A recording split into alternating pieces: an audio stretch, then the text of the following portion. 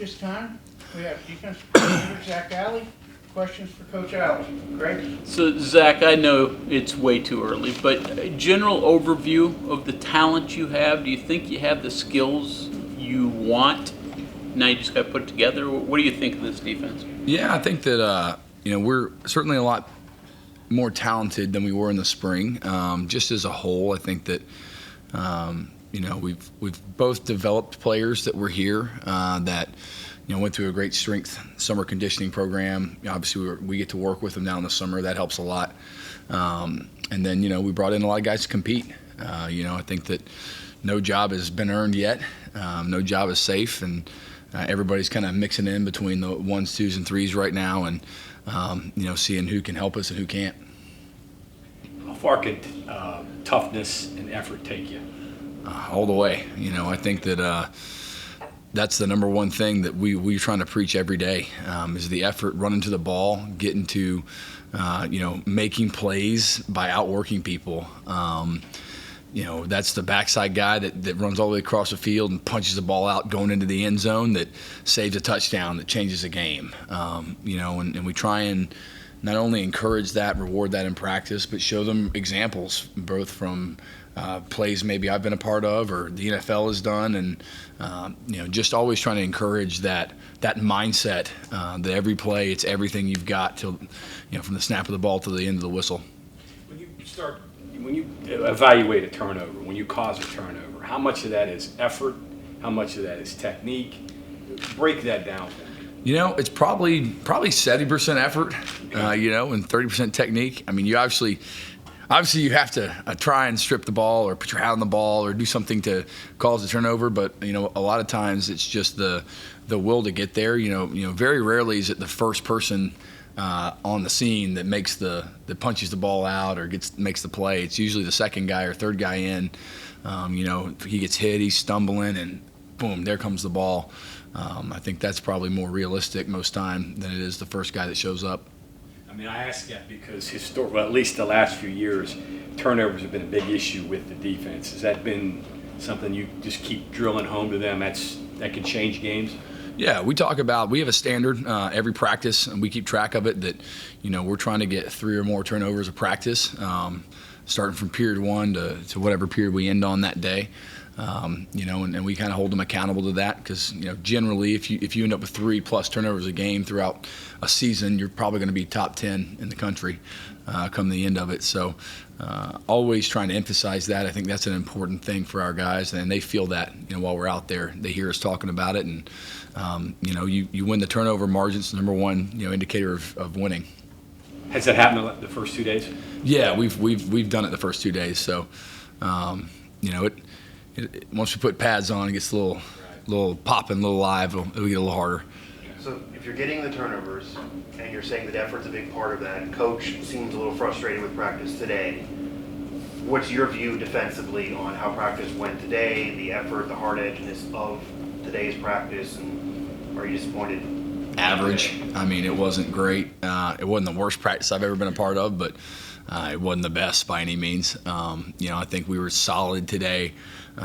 Certain guys are consistently playing at that level, but the entire group's got to up that mindset and learn how we do what we do. And, not despite how hard you try through summer and being out there and all, it's just not the same as getting out and playing football and being at practice and the intensity level, the demand, the way we, do what we do. I think that we're still learning and we've got a ways to go before we get there. Thankfully, we've got a lot of practices left. Zach, how do you feel about your linebacker room? Yeah, I think we got a lot of leaders, that are starting to emerge. Today was a lot better than the other day as far as communicating and talking. I tell them, man, it's on you. You don't get the check to the safety, like that's you. The D-line's lined up wrong, that's your fault. Like everything's on us, and that's the way that I want my guys to think. And so me being All-American, that's what they do. They fix everybody all the time. And so just preaching the intelligence and the understanding and all the things that go with being a great linebacker, to get the room to elevate as a whole. We've got really good competition right now. That helps. We brought in a couple guys. We had some freshmen come in as well. Even some of our walk-ons that we brought in are good players. So I think that's making everybody get better because they're watching the other guys, play well out there as well. What are one or two of the characteristics, abilities, whatever, of all the new players coming in that you can't really, scout or learn about on film, on whatever? Are those things that are priorities in the first days of fall camp? Yeah, I think, how they learn, you try your best in recruiting to figure that out, but sometimes you recruit a guy for like 24 hours, and so, you may sign him early without knowing fully one way or the other, even though you've talked to people, you've called, done all those type of things with your due diligence, but, how they understand and then how they respond when things get hard. I think you get an opportunity when you're out at practice. Not everything's perfect. It's never going to be.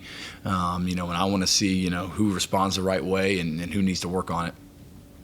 Zac, you were a very young coach when you came across Rich Rodriguez. What did you think of this old school guy that was screaming a lot and whatever? What were your first impressions and what has stuck with it? Yeah, I think the first thing I thought was just the standard of how everything goes every day. It's Coach Rod is really good at, there's only one way to do things if you want to win. And if you don't do that every single day, then that's not okay. And I think that's something that I noticed early on, with him that I've tried to keep myself, something I do, all the time, that there's only one way we're going to do things that I know from experience leads to success. And so this is how it's going to be done if you want to succeed. And I think he does a great job of just holding everyone to that standard. And I think he's masterful in how he goes about it, between the, sometimes the intensity between, yelling at guys and screaming and then loving them up too. And because everybody gets coached a little bit, individually, you would say, to what helps them learn, help them get developed. And, I think Coach Rod does a great job of balancing those things really well. Were you ever a little standoffish at first? We were always friends. I don't know. I might be okay. He keeps hiring me. I from the jump, I think that he likes me. I like him, and I'm kind of mindseted the same way. I'm like that high freaking energy. I'm running all over the place, screaming, yelling, doing everything, and I think that similar coaching styles probably matches up. He was unhappy with the effort today in practice. He made the point that when he was younger, he hated to pull weeds in the garden, and metaphorically, you have to pull weeds in football practice sometimes. How do you get your guys to pull weeds and do things they don't want to do? Yeah, I think you've got to be on them. There's a standard of how we play, and this is how you got to do it. You hear me say that a lot. I tell them that all the time. There's one standard of how we do things, and it's you either achieve that standard or you don't every single play.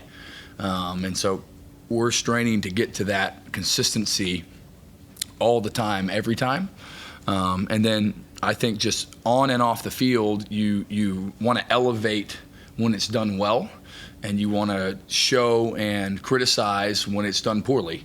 And I don't want a guy to go through a practice and, I believe in telling them the truth. If it's bad, I'm going to tell you it's bad, and I'm going to call you out in front of everybody. If it's good, I'm going to tell you it's good, and everybody's going to know it. Because there's only one way to win. Coach, what are your thoughts when you see, and I'm sure the players notice this, when you have a couple of defensive players, DBs, that PFF is very, very high on? Do you bring it up to players like, hey, I know you got this recognition, but don't feel yourself too much, like we have a long way to go? Do you try to ignore it? Do you like when players get hyped to feel validation, or do you not like it? Well, I'll tell you, I'm not sure one of them dudes could tell you their PFF grade, but they could all tell you the freaking EA Sports video game grade.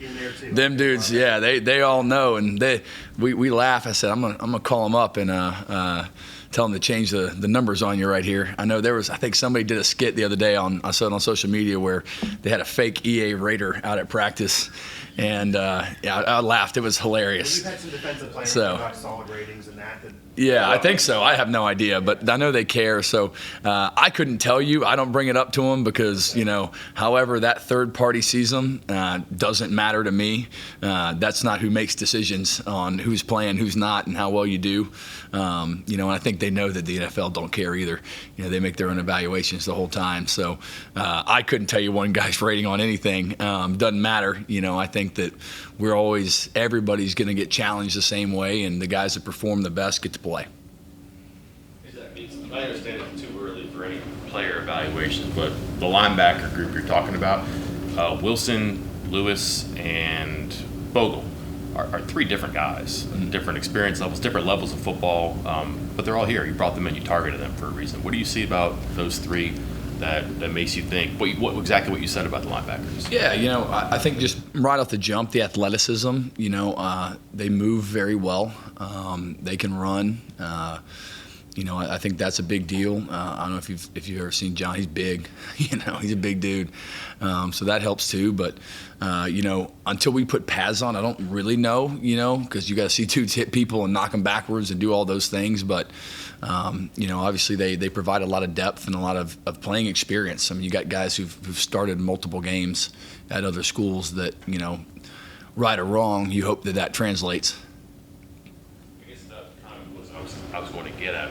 What they do have in common is they've been around college football for a little bit in different scenarios. How much of that just kind of takes care of the big picture, like small pieces, I guess, but eventually just knowing how to play is going to help? Yeah, I think it helps with everything, just like experience. Experience is valuable, and just the ease of knowing how to show up on time, dressed the right way, ready to go for practice. Just taking leadership roles because that's what they're used to. Knowing that when you come to the meeting room, you take your notes out, you write down what's on the board because it's important if Coach Alley wrote it on the board, and then that way when I come in, they don't have to write it down while I'm talking about it. Just little things that experience gives you that, I'm teaching freshmen, I'm teaching young guys that maybe they didn't have to do that, wherever they were before, to try and build habits that lead to success. You were asked about how you mesh with that old school mentality, intensity that Rich Rod brings. Did your time at Clemson with Dabo Sweeney, also kind of an old school intense coach, did that help prepare you for joining a staff like this? Yeah, absolutely. I think so. I haven't really, I can be honest, I don't think I've been around a head coach that's not intense and wants to win and is aggressive every day. I mean, you got to be pretty competitive to do this and do it consistently at a high level. But obviously Coach Sweeney, Coach Venables, Coach Harsin, Coach Schmetting, Coach Bowden. I mean, you go down the list. I mean, all of them have had success in a lot of places, and I believe it's because of the intensity and the way that they go about what they do every day. And you try and emulate the things that help win. The Big 12 has got a bunch of established veteran quarterbacks returning. And I know you're getting your team ready for the season, but in the back of your mind, are you thinking of ways to get your guys prepared to how you're going to have to affect these guys and the way you craft your defense and the way you design things? I think we'll get to that when it comes. Right now we're just trying to get good at being us. We're working on West Virginia right now, and when we get to a game week or get closer, once we kind of go to scout teams and those type of things, we'll start to talk about those game plans and all. But I don't know when we play some of those quarterbacks, but I know they in game one. And I'm trying to win game one. So we'll focus on Robert Morris first, and then we'll kind of move on from there. Is there anything that you look for in your players, or any signs that they can show you during those first few days, first couple weeks of fall camp, that show you they might be prepared to be a standout for you during the season? Yeah, I think the consistency of performance is always what I look for. Everybody has good and bad days, but the guys that you want to play have more good days than bad days. So you're trying to look for in their first couple days of practice, like, man, who can put back to back to back good days together, that you can rely on to do what they're supposed to do, play at a high level, have a standard of performance that leads to success. So for me, it's only been 2 days and I ain't watched second set of film, so I'm not sure yet who that is, but over the first week or two, we'll probably get to see some more of that. Zach, how much do you adjust your defensive scheme based on what you see out of your personnel, or does your personnel have to be able to run what you want to do? We're going to do, a little of both. I think there are things I know are successful that are hard on offenses that we want to do. But on the flip side, if we're not good at some of those things, then we're going to find ways to manipulate it so that our players are in positions to win and to be successful and good at whatever it is that they do. That's something that I think I honestly constantly think about, is how to put the right guys in the right positions to be successful within the schemes. So what he's saying, though, when you're putting your defense together, is it geared to what we do best or covering up the things that we don't do well? Oh, that's a good question. Probably both. Okay. And you give up something to do something, probably both. If a guy's a good blitzer, I'm trying to blitz him. If he's not good in man, I'm not trying to, play him in man. And so if I can do both of those at the same time, I would love to do that. But as a defensive coach, you ever talk to a defensive coach, they always say, well, to do something, you have to give up someplace else. Mm-hmm. There's always give and take there. That's always in the back of your mind, right? Yeah. There's always weaknesses to any call. Yeah. But you're trying to, if you're going to put stress on somebody, try and put it on the best players. Help, have those guys, game's on the line, who you want making the play to win the game, try and engineer that if you can.